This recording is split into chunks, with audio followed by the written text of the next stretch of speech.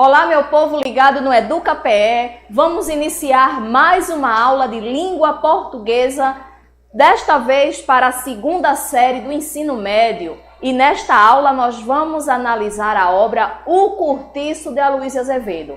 Só que antes, eu peço a você que ainda não se inscreveu no canal, se inscreva no nosso canal para que você receba as notificações, para que você seja avisado do início do nosso encontro aqui, tá certo? Uma outra coisa é o nosso aplicativo, Conecta Aí. Baixe o aplicativo, ele está disponível tanto para Android quanto para iOS. Baixa e no aplicativo você vai ter a oportunidade de interagir conosco ao vivo, respondendo as questões, tá certo? Vamos iniciar a nossa conversa. Na verdade, nós vamos continuar a aula anterior. Na aula anterior, nós começamos a estudar a produção literária de Aloísio Azevedo. E neste processo, neste estudo, eu lembrei a importância e os fatos que ocorreram na segunda metade do século XIX. E você vai perceber o quanto isso é bastante importante para compreender a narrativa da obra de Aloísio Azevedo, a obra O Cortiço, que, como nós vimos aqui, ela trata de um ambiente coletivo pobre, tá certo? Que é o cortiço. Só lembrando, corta para o slide, Aninha, só lembrando que esses romances, né, e no caso o cortiço ele está inserido, são romances denominados romances de tese ou romance experimental, porque eles têm a pretensão de fazer desses ambientes coletivos verdadeiros laboratórios experimentais, aplicar as teorias vigentes na época, notadamente o determinismo, como eu mostrei a vocês, né, onde a raça, o meio e o momento, eles são importantes, são considerados para explicar as atitudes, os comportamentos das personagens, tá bom? E aí nós vamos ver fragmentos, vamos analisar fragmentos da obra que você vai poder observar o peso dessa teoria determinista na ação, por exemplo, de João Romão, na ação de Rita Baiana, tá? Personagens que fazem parte desse universo, tá bom? Então, corta para o slide agora mesmo. Pronto. Elencando novamente as características que são presentes, né, nesses romances considerados romances de tese. Temos o objetivismo, um objetivismo científico, né? Uma explicação científica dos fatos sociais e do comportamento humano, foi isso que eu acabei de falar, né? Então, com um grande detalhe, um grande destaque para a teoria determinista, tá bom?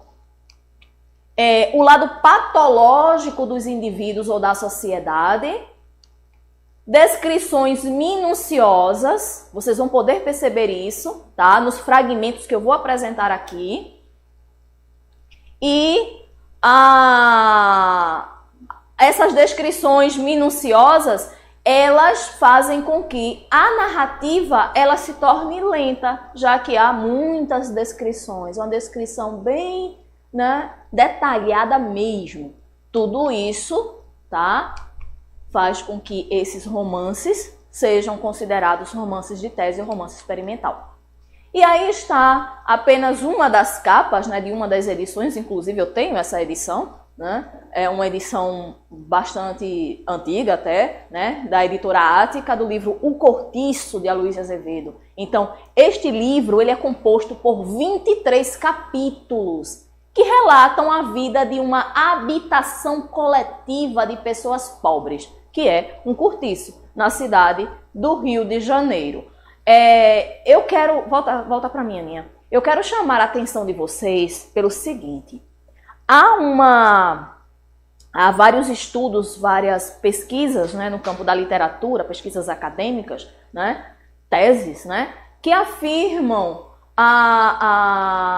o fato de que o Curtiço, na verdade, ele é o personagem principal, tá? Porque vocês vão observar que há descrições do Curtiço como se ele fosse um ecossistema, uma floresta, um ente vivo, tá? A parte que eu vou mostrar aqui apresenta assim, o Curtiço acordando. Quem acorda? É objeto? Não. Coisa? Não. São pessoas, não é?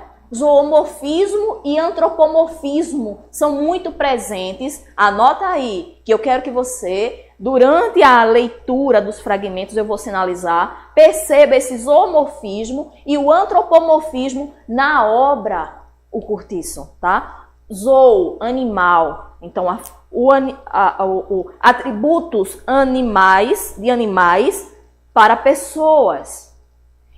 Antropomorfismo, coisas e animais como se fossem humanos, tá certo? Guarda isso aí. É um romance. E todo romance, né, é uma narrativa e nós temos elementos da narrativa. Esse assunto já foi estudado em aulas anteriores, né? No que diz respeito a essa análise de textos narrativos, e nós sabemos que os textos narrativos, eles possuem elementos como a narrativa, né? O foco narrativo, tempo, personagens, né? E aqui eu vou apresentar para vocês esses elementos da narrativa como se apresentam na obra O Curtiço, tá? Então vem comigo, presta atenção. Corta para o slide, Aninha. Narrador. O narrador. Como é o narrador? A obra, ela é narrada em terceira pessoa, tá? E esse narrador, ele é onisciente. O que é narrador onisciente, Jaidete? Deixa eu ver aqui no chat quem é que está participando. Pronto. Sim. Crislaine. Vamos lá. Andréa. Vamos adiante. Vamos lá, preste atenção. Continuem aí ligadinhos, porque daqui a pouquinho nós vamos ter as perguntinhas, tá certo? Então, narrador onisciente, esse narrador que tem poder total na estrutura do romance. Ele entra no pensamento dos personagens, tá? Ele sabe de tudo. Ao mesmo tempo que ele narra, ele tem a capacidade de até descrever o que as personagens estão pensando, tá certo? Esse narrador, no caso da obra, O Curtiço, ele faz julgamentos e tenta comprovar, como se fosse um cientista, as influências do meio, da raça e do momento histórico, né? Então você vê fortemente a teoria determinista nesta obra, tá? E esse narrador onisciente, ele casa muito bem ao objetivo desse texto, que é fazer, como eu disse, do Curtiço um verdadeiro laboratório vivo, onde ele vai analisar as ações, o que acontece para explicar fatos, tá bom? Tempo. O tempo nesta obra é um tempo linear, tá? Ao contrário do que temos em Machado de Assis, não é? Como Memórias Póstumas de Brás Cubas, por exemplo, que ele começa pelo fim. O tempo na obra O Curtiço, ele é linear. Tem princípio, meio e fim. Tem o desfecho da narrativa. Segue o padrãozinho, né, dos romances. E essa história, ela se desenrola no Brasil do século XIX, né? No século XIX, segunda metade do século XIX. Lógico, é uma obra literária. Mas, corta para mim, Aninha, rapidinho. Não tem precisão de datas também, tá? As datas não são precisas no texto, mas a gente consegue perceber que é ambientado no século XIX. É uma obra literária, mas ela tem um valor. Ela serve para termos uma noção de como era a vida aqui no Brasil naquele tempo. tá? Notadamente, Rio de Janeiro, né? Que é onde a história se ambienta, né? A história lá é ambientada no Rio de Janeiro, tá certo? Mas aí dá para termos um panorama da sociedade brasileira, a sociedade carioca, mais precisamente, naquele período, tá? E aí, por isso, nós conseguimos perceber a influência daquele contexto histórico, tá? Daquele contexto histórico que eu apresentei na aula anterior, marcado pelo pensamento filosófico-científico, marcado pela campanha abolicionista. Nós temos aí a escrava, né, fugida, né, Bertoleza, tá? Que é amante de João Romão, tá? Então, esses elementos históricos, eles se fazem presente na obra O Cortiço, tá? A relação do tempo com o desenvolvimento do Cortiço e com o enriquecimento de João Romão, né? Como nós vamos ver aqui, João Romão é um imigrante português e a história do Cortiço marcadamente tem aí a trajetória dele, tá? Desde quando ele começou com 3 casinhas, corta para mim, Aninha, rapidinho. Desde quando ele começou com 3 casinhas, né? Adquiriu com muito suor, muito trabalho, 3 casinhas, e depois ele conseguiu 90. O Cortiço tinha 90 casinhas, né? Então, nem que para isso ele tivesse até que furtar, viu? Como nós vamos ver. E furtou Bertoleza, digo logo. Espaço. Espaço, corta para o slide, Aninha, rapidinho. Espaço. Como é o espaço nessa obra? A obra, ela gira em torno de 2 espaços. O cortiço, tá? Que é um amontoado de casebres mal arranjados, onde os pobres vivem.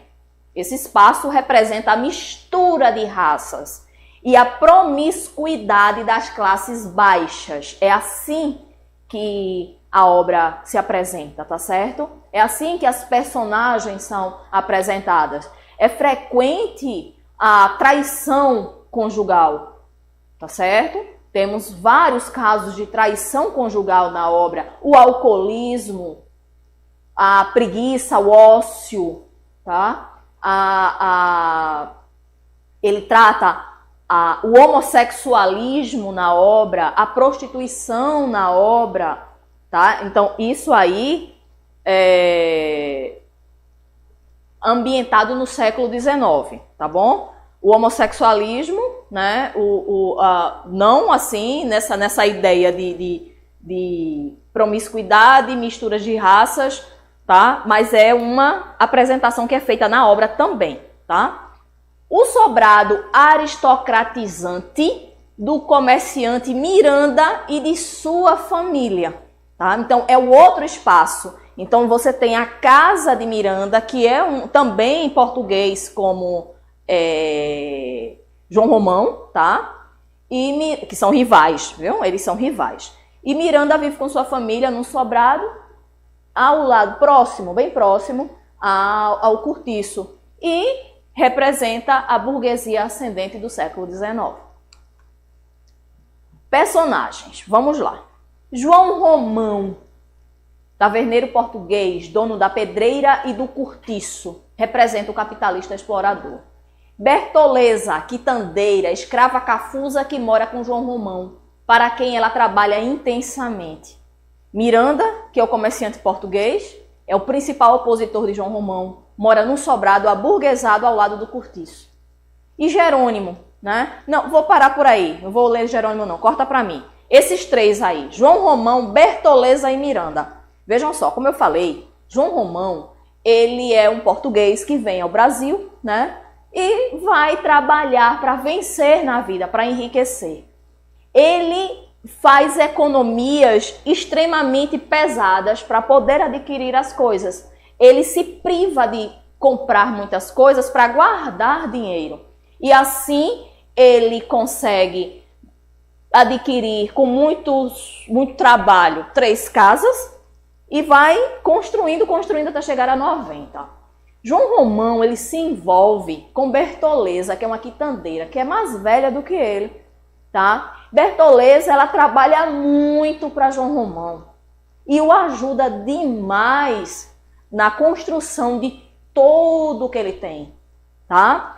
Ela, com muito trabalho, muito suor, ela guarda dinheiro para comprar a carta de alforria. Ela guarda e pega o dinheiro e entrega a João Romão para que João Romão guarde. Sabe o que é que João Romão faz? Fica com o dinheiro dela. Pega o dinheiro dela. Ela guarda, né, com ele o dinheiro, pensando ela que o dinheiro está seguro, quando na verdade ela entrega a João Romão. Agora, por que ele faz isso? Porque ele quer enriquecer. Ele quer enriquecer. Miranda é um comerciante português, tá? E João Romão, ele inveja Miranda, tá? Porque principalmente vem aí todo o estado de maior conflito, quando Miranda se torna barão, recebe o título de barão. Agora, vê só, presta bem atenção. Miranda era casado, tá, com Estela. Estela traía João Romão pra caramba. Aliás, Miranda pra caramba. Miranda flagrou a esposa, 2 anos de casado. Ela traindo, teve flagrante. Inclusive a filha deles, Zumira. Miranda duvidava que era filha dele. Aí João Romão tem inveja, viu? Tem inveja de Miranda. Ou seja, ele tem inveja do que Miranda aparenta ter de posses. Mas a vida de Miranda não é uma vida fácil. Pessoalmente não é? Mas por que ele mantém um casamento? Porque a esposa que tinha dotes. E outra, João Romão, com o tempo, percebe que não é apenas ter o recurso financeiro. Quando Miranda recebe, né, o título de barão, então João Romão, ele começa a perceber que é preciso frequentar certos lugares, usar determinadas roupas, mais ou menos como é hoje em dia ainda, não é? Logicamente, outros tipos de roupa, outros tipos de lugares, mas as pessoas, né, boa parte delas, se importam muito com a aparência. Os lugares que frequentam, já vimos vários memes assim, a foto do cuscuz ninguém bota na rede social, mas a foto do sushi coloca. Por quê? O cuscuz é mais em conta. Depende, né? Se você for em algum lugar, tem cuscuz aí por R$15, um negocinho desse tamanho. Mas a comida num lugar mais chique, você posta a foto, você está ostentando, não é isso? A roupa de grife, entendeu? Então, muitas vezes está lá, também já vi meme assim, a parede sem reboco, ninguém tira foto, né? Mas aí vai para um lugar bonito, pá, tira foto, enfim, tá certo? Então, é mais ou menos por aí, só que século XIX, tá? Porque é uma sociedade já o quê? Capitalista. E João Romão, ele tenta, né, casar-se com a filha de Miranda, com a Zumira. E aí, minha gente, vem todo um problema, porque ele precisa descartar quem? Bertoleza. Ele precisa descartar Bertoleza. Porque ele tem que se casar com ela, com Zumira. Quando Bertoleza percebe isso, aí ela vai reivindicar, dizer que ela trabalhou muito, que não sei o quê, mas ele a abandona. Quando ele a abandona, ela comete suicídio, tá? E aí nós temos a figura de Jerônimo, que é um português trabalhador, né, juntamente com a esposa, tá? A esposa de Jerônimo, ela também é muito trabalhadora, só que Jerônimo, ele conhece quem? Rita Baiana, uma mulata sensual, alegre, provocante, que faz com que Jerônimo fique louco por ela. Então, Piedade, que é a esposa de Jerônimo, entra